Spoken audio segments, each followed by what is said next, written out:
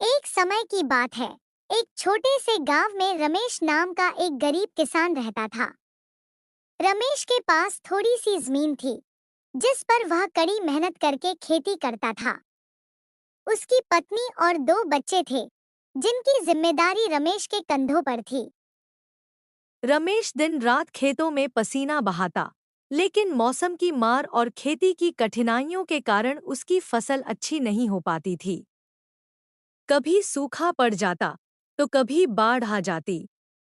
इन मुश्किलों के बावजूद रमेश ने कभी हिम्मत नहीं हारी और गांव के कुछ लोग उसे सलाह देते कि वह खेती छोड़कर शहर जाकर मजदूरी करे, लेकिन रमेश का दिल खेती में ही लगा था।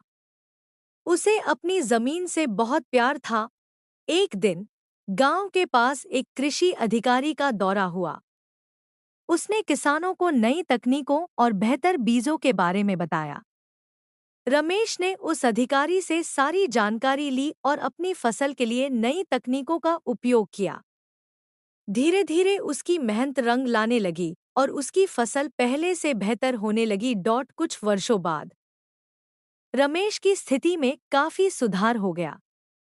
अब उसके पास अच्छी फसल होती और वह अपने परिवार के साथ सुख शांति से रहने लगा। रमेश की यह कहानी गांव के दूसरे किसानों के लिए प्रेरणा बन गई। उसने साबित कर दिया कि मेहनत, धैर्य और सही दिशा में